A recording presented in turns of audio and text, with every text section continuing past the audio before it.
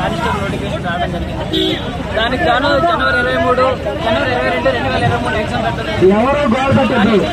కానీ అది జరిగిన తర్వాత ఎటువంటి ఎగ్జామ్స్ పెట్టకుండా, ఈవెంట్స్ పెట్టకుండా గోప్యంగా ఇది ఉంచడం జరిగింది. ఎమ్మెల్సీ ఎలక్షన్స్ వచ్చినాయని చెప్పేసి ఆపేశారు. తర్వాత ఎప్పుడైతే ఈ నోటిఫికేషన్ ఇచ్చారో ఈ నోటిఫికేషన్ దాదాపుగా రిజర్వేషన్లో పెంచడం జరిగింది.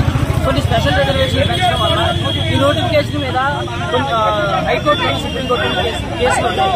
సుప్రీంకోర్టులో కేసు వల్ల మేము చాలా ఇబ్బంది పడుతుంది. ఎందుకంటే దానివల్ల జనరల్ అభ్యర్థి చాలా క్వాలిఫై మార్క్స్ లేకుండా చాలా జనరల్ అభ్యర్థులు ఇబ్బంది పడుతున్నారు. ఎందుకంటే ఆ కేసులో ఏదైతే ఉందంటే మినిమం మార్కులు లేకపోయినా కానీ క్వాలిఫై చేసి ఉద్యోగాలు ఇచ్చే విధంగా ఉంది. హోమ్ గార్డ్స్ కి అది ఆ కేసులు అనేది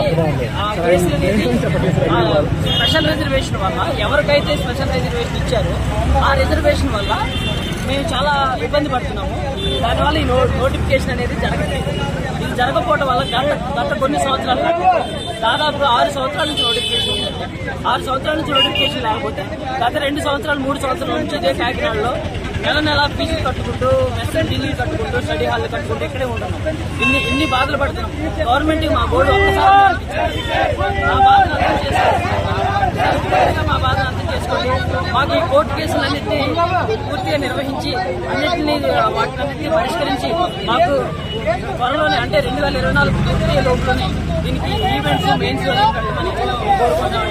గవర్నమెంట్ కోరుకుని నా పేరు పవన్ అండి. నా పేరు పవన్ కళ్యాణ్. నా పేరు మాది నూజివేడు. నేను నూజివేడు నుంచి వచ్చి ఇక్కడ ప్రిపేర్ అవుతున్నాను.